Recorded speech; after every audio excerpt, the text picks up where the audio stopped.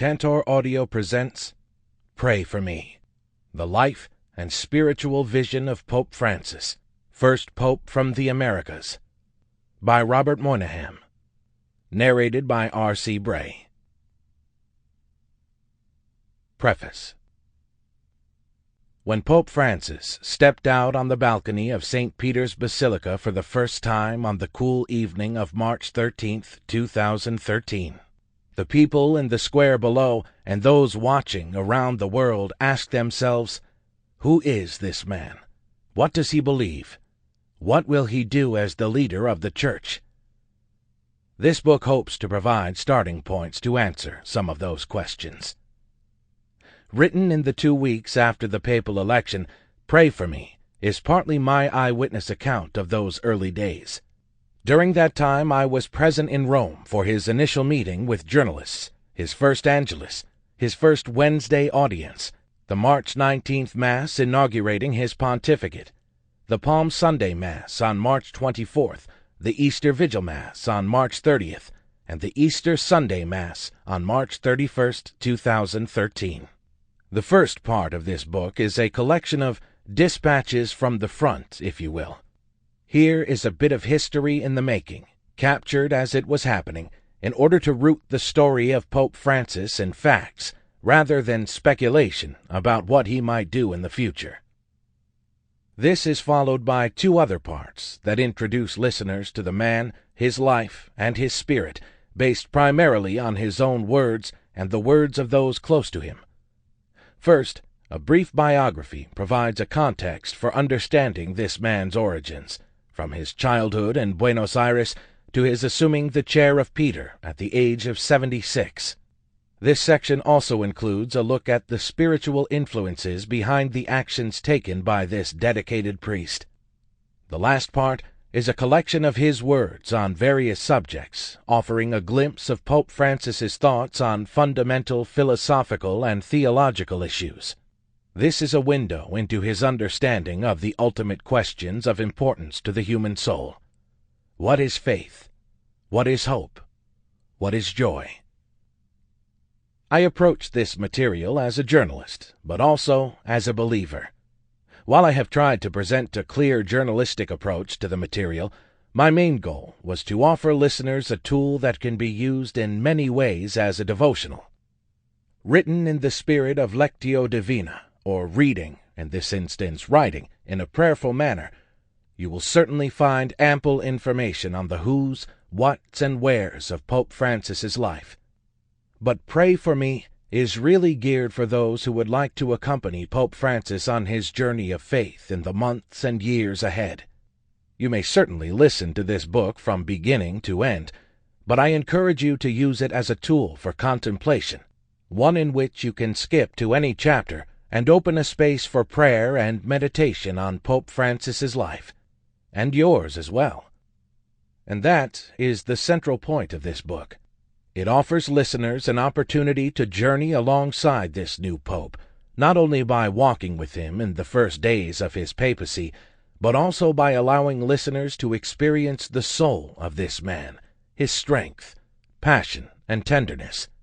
Case in point, the morning of March 31st, 2013, on Easter Sunday, Pope Francis, Pope for just 2.5 weeks, was riding through the vast crowd in St. Peter's Square when he came upon a young boy suffering from cerebral palsy. I was standing just a few feet away and watched as Pope Francis reached out of his jeep, embraced the child, and kissed him on the cheek. There, in the midst of thousands, he held the boy, whose parents and friends had raised up with extended arms. This was not a photo opportunity, but an act of love that left many who witnessed it in tears. The inner man performing an outer act of love was a prayer in the greatest sense of the word. So this book is intended to help those who are responding to the first request made by this Pope to all of us, a simple request from his heart. Pray for me. Pope Francis is aware of his own frailty, his own imperfection, his own humanity. He knows that he needs the prayers of others, as we all do. He knows that the prayers of others can support him spiritually to be and to do, as a successor of Peter, what he must be and must do. In calling for prayers for himself, Pope Francis asks us as a community to care for the poor, for those treated unjustly, for the imprisoned and the suffering, for those who have lost hope, and also for him, that he may carry out his task with courage and humility. If this book, Pray for Me, will help to create such a community, it will have served its purpose. Rome, April 2nd, 2013. Introduction. The Spirit of Pope Francis.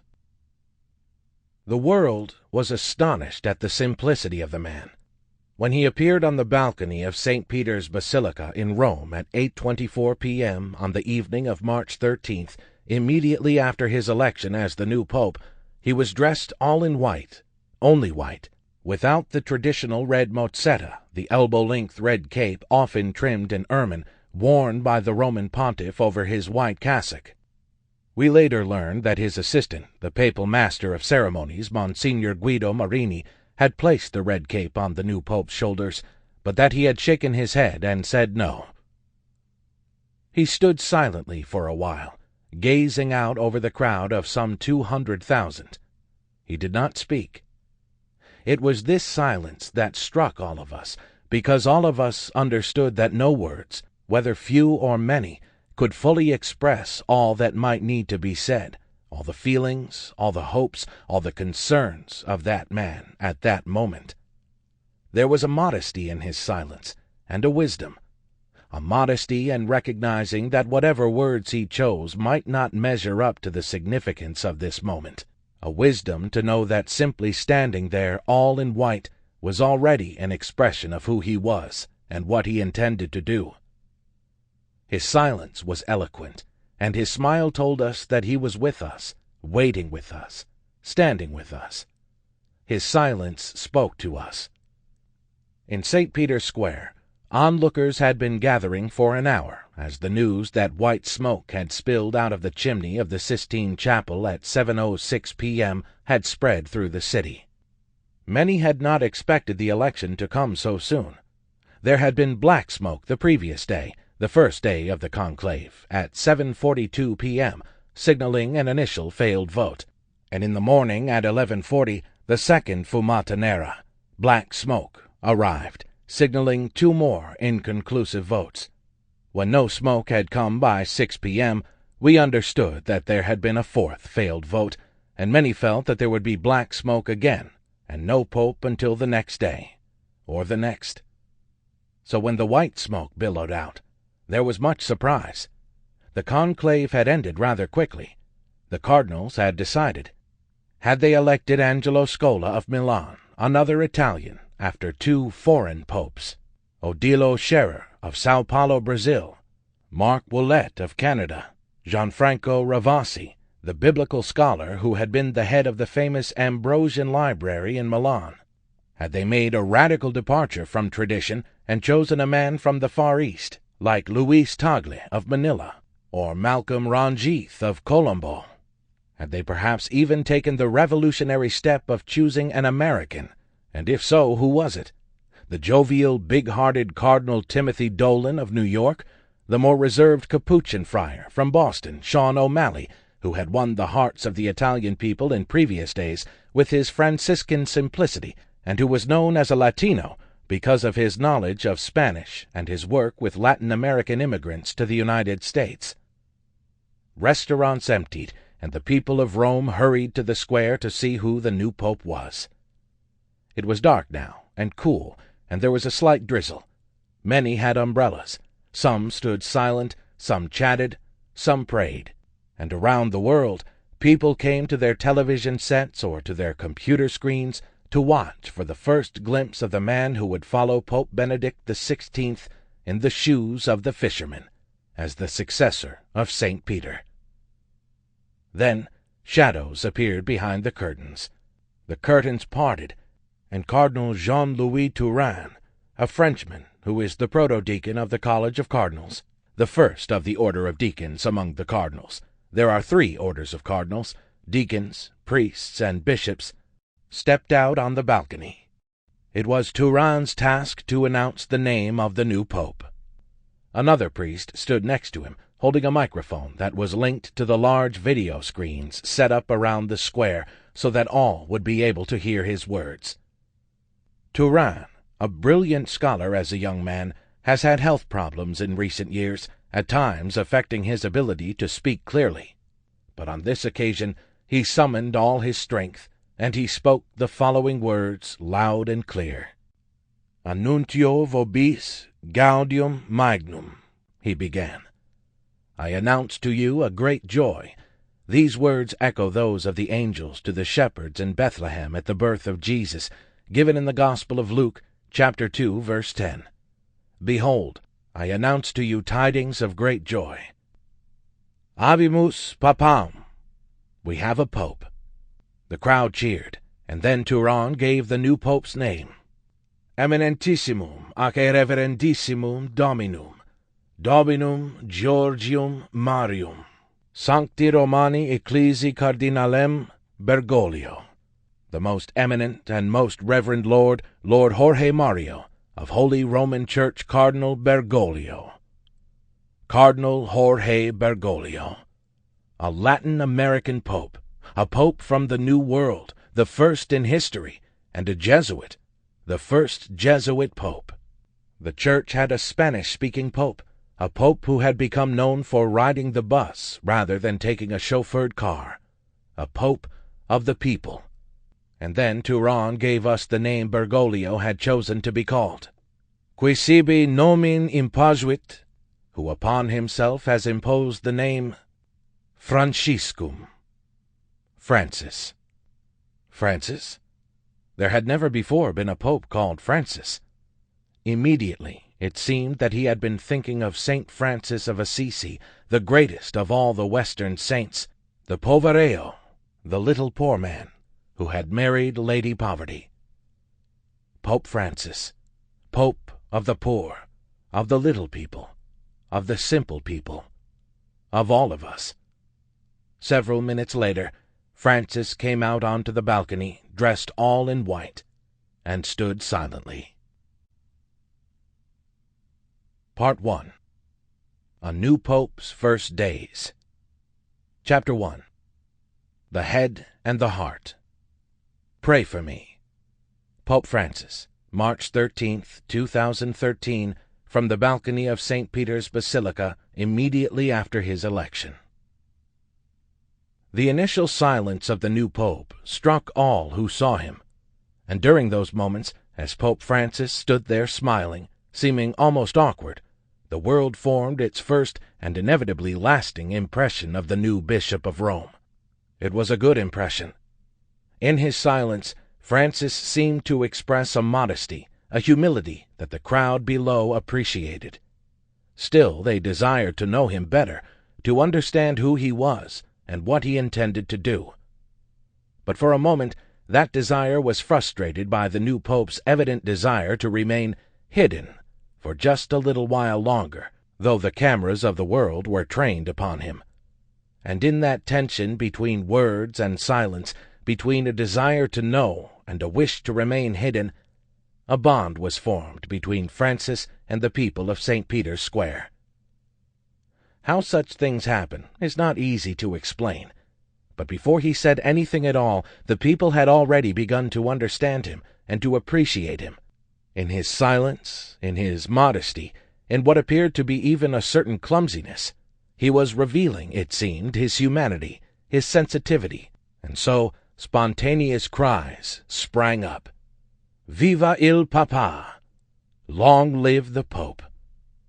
A connection was formed, a type of communion, and we sensed that hidden from our sight were great depths of emotion and great depths of thought which were the source of a simplicity that drew us already into a relationship with him. Francis was not polished. He was not rehearsed. He was simply himself, a man dressed in white, standing in silence. He had emerged as the leader of the Catholic Church at a very delicate moment. The previous pope, Benedict XVI, had stepped down from his post just 2 weeks before, flying in a helicopter from the Vatican to Castel Gandolfo 15 miles outside of Rome, in an unprecedented decision that had left many in the church confused and uncertain. One could not look at Francis standing there, smiling, seemingly at peace, without thinking, there is something in him deep down which motivates him, which energizes him, which informs his life. But we could not know at that moment what that something was. We were only to discover it slowly during the days that followed. And so those first days of the new pope became in some ways like a detective story, where each action, each word of Francis gave us a clue to who he was and why. The mystery was, what is the source of this man's humility and strength? And the answer was his faith. We would discover later that he was drawing not upon the advice of clerical advisers or media spinmeisters, but upon deep wells of personal faith, wells whose sources were in the faith of his grandparents and parents and brothers and sisters, and his parish priest when he was a child, in the Marian piety of his youth, and in the books he had read, in the teachings of St. Augustine, St. Francis of Assisi, and St. Ignatius of Loyola, in the whole rich culture of Argentine Catholicism in the 1930s and 1940s, leading to an unforgettable experience in 1953 of what he described as God's mercy toward him. It was then that he decided to commit his life to the cause of God in this fallen world. In a talk on the Virgin Mary, given on December 8, 2012, Pope Emeritus Benedict wrote something about Mary that seemed to describe also this initial moment of the new pope's silence. I consider it important to focus on the final sentence of Luke's Annunciation narrative. And the angel departed from her. The great hour of Mary's encounter with God's messenger, in which her whole life is changed, comes to an end, and she remains there alone, with a task that truly surpasses all human capacity. Benedict added, May Mary Immaculate teach us to listen in silence to the voice of God and receive His grace, which frees from sin and every selfishness, so that we can taste true joy. These words could serve as a preface to those first moments of encounter with the new pope. Here we were, rather unknowingly beginning a journey of exploration into the heart, mind, and soul of the man who had just taken that unusual papal name, Francis. During the hour before the new pope appeared before the world and the citizens of Rome, he made a telephone call to Pope Emeritus Benedict XVI to tell him he would visit him soon. Then, when all was ready, the Cardinal Protodeacon, Jean-Louis Touran, came to the balcony and at 8:12 p.m., 1 hour and 6 minutes after the white smoke, announced the name of the new pope. The College of Cardinals had chosen Cardinal Jorge Mario Bergoglio, Society of Jesus, age 76, Archbishop of Buenos Aires, Argentina, to become the 266th Pope of the Roman Catholic Church. Francis was only 2 years younger than Benedict XVI had been when he was elected in 2005, but he was 18 years older than Pope John Paul II, the predecessor of Benedict, who was 58 when he was elected in 1978. The new pope's choice of a name was the first clue we had to his character, even before the new pontiff spoke a word.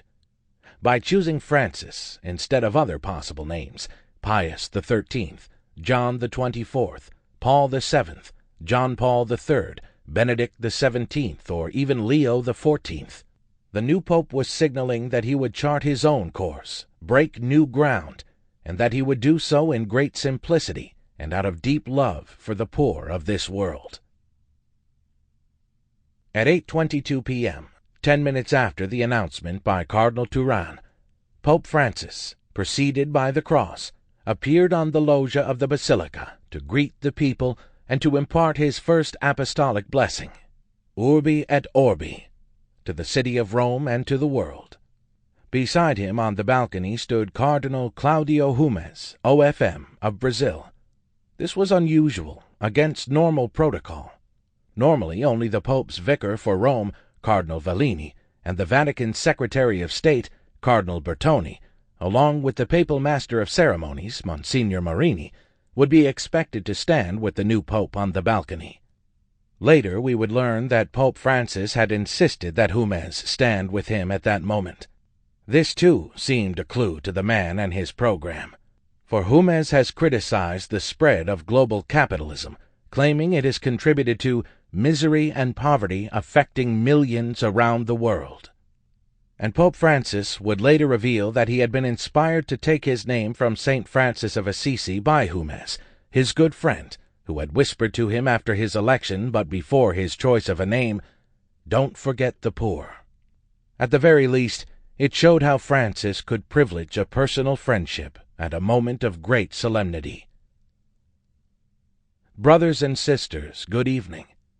You know that the duty of the conclave was to give a bishop to Rome. It seems that my brother cardinals went almost to the end of the world to get him, but here we are. I thank you for your welcome.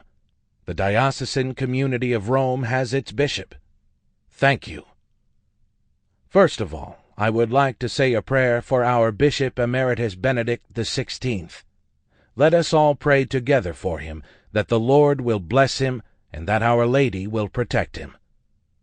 The crowd then joined him as he prayed for Benedict in Italian, the Our Father, the Hail Mary, and the Glory be to the Father.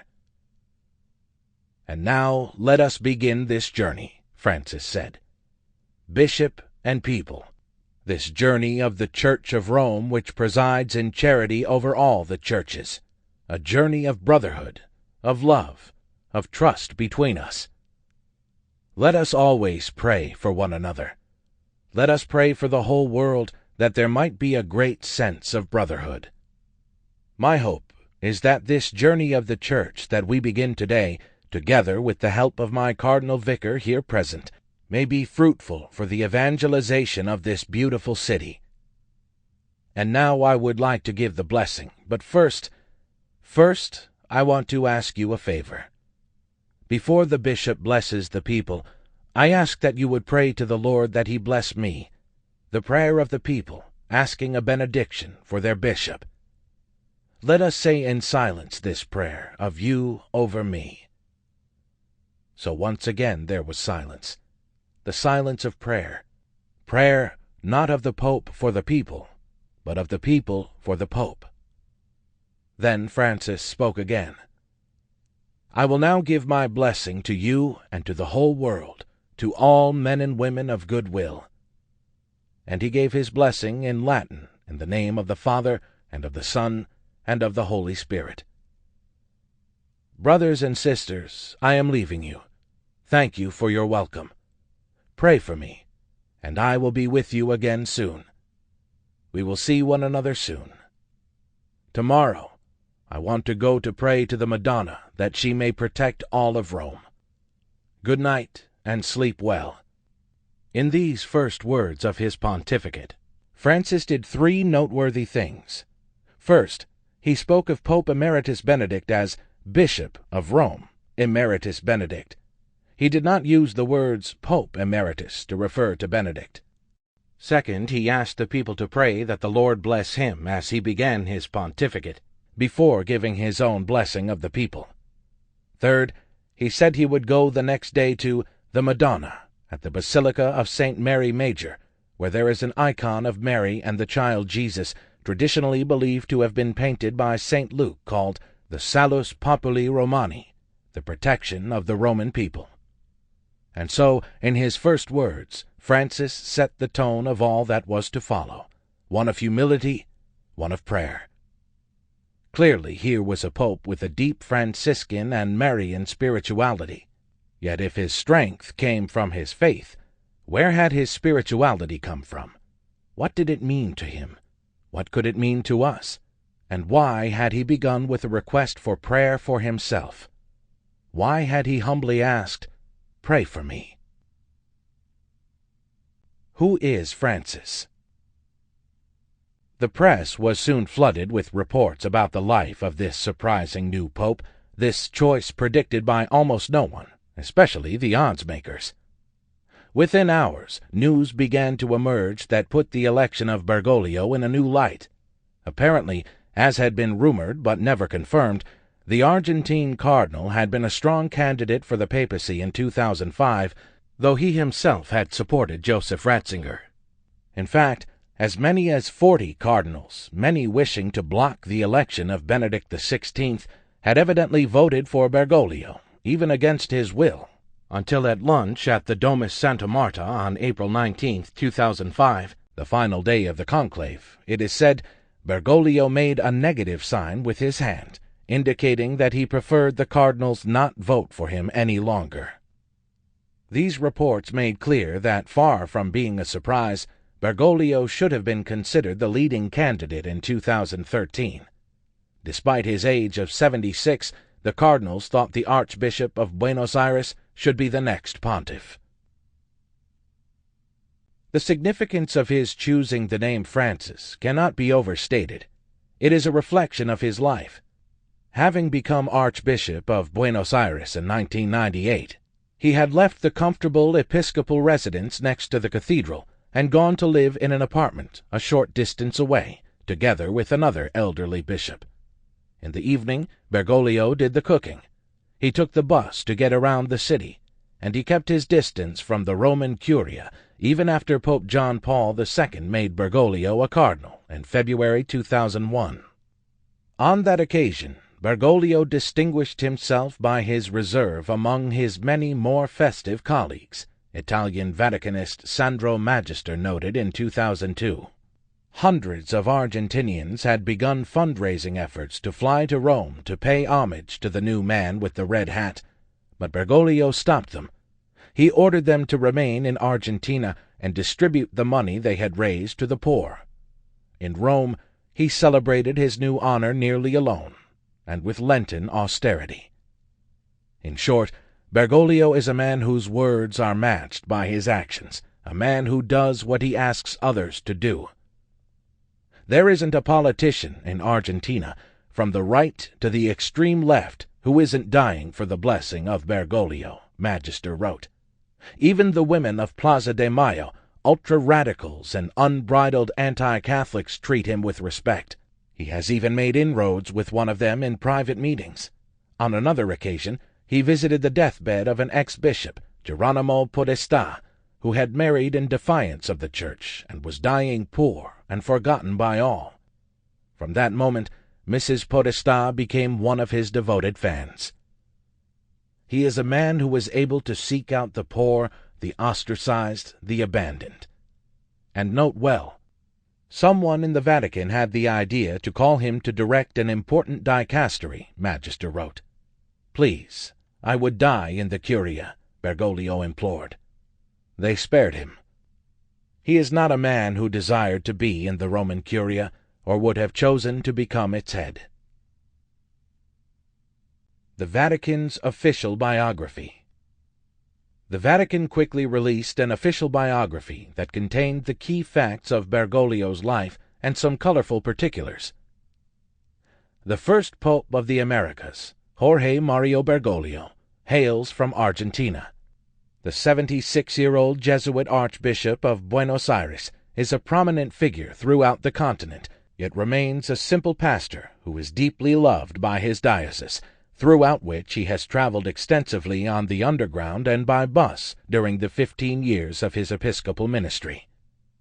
My people are poor, and I am one of them, he has said more than once, explaining his decision to live in an apartment and cook his own supper. He has always advised his priests to show mercy and apostolic courage and to keep their doors open to everyone. The worst thing that could happen to the Church, he has said on various occasions, is what de Lubac called spiritual worldliness, which means being self-centered. And when he speaks of social justice, he calls people first of all to pick up the Catechism, to rediscover the 10 Commandments and the Beatitudes. His project is simple. If you follow Christ, you understand that trampling upon a person's dignity is a serious sin. Despite his reserved character, his official biography consists of only a few lines, at least until his appointment as Archbishop of Buenos Aires. He became a reference point because of the strong stances he took during the dramatic financial crisis that overwhelmed the country in 2001. He was born. Sample complete. Ready to continue?